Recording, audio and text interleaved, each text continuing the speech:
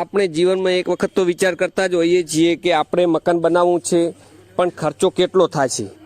તો ખર્ચાની વાત કરીએ તો મિત્રો, શરૂઆત તો મારી ચેનલને તમે સબસ્ક્રાઈબ કરો અને અવનવા હું વિડીયો બનાવું છું તો તમે મને લાઈક કરો અને કોમેન્ટ કરો, તો મને ખબર પડે કે માણસોને જરૂરિયાત છે મકાનના ખર્ચા વિશે માહિતી લેવાનો।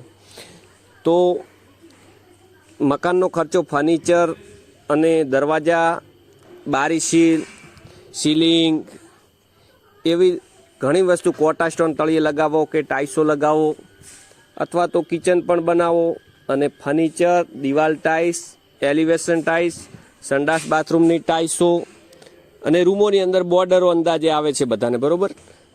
અને દિવાલ ટાઈસ કદાચ તમે ઓહરીના ભાગમાં 7 ફૂટ લગાવો, પિલર પણ મઢાવો, ઉમરા બ્લેક ગ્રેનાઇટના નાખો, એ 100 રૂપિયાના આવે છે અને 250 રૂપિયાના આજુબાજુ પણ આવે છે। અને બહારનું એલિવેશન પણ તમે જોઈ રહ્યા છો એ રીતનું ગમે તે ખર્ચો તમને, દરવાજા સુધીનો ખર્ચો હું તમને કહું છું કે તમે 1000 ફૂટનું બાંધકામ કરાવો તો અંદાજિત ખર્ચો 1300 રૂપિયાની રેન્જથી ચાલુ થાય છે। કે મીડિયમમાં તમે ચાલો ધારો કે કોટા સ્ટોન આવે 30 રૂપિયા આજુબાજુની ગણતરી મારો, તો એવી રીતના મોંઘું પટ્ટીઓ ડબલ નાખવી હોય તો મોંઘા પડે, 50-55 પોગે। એવી રીતના ટાઇલ્સની વાત કરીએ તો 150 રૂપિયા આજુબાજુ રેન્જથી ચાલુ થાય છે, તો 250-300 રૂપિયા આજુબાજુ દિવાલની ટાઇલ્સો આવે છે।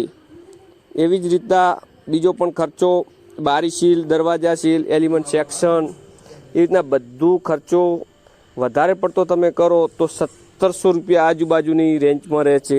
ધારો કે 1000 ફૂટનું ઢાબાનું બાંધકામ કરાવો તો તમારે 17 લાખ આજુબાજુનો ખર્ચો લાગે।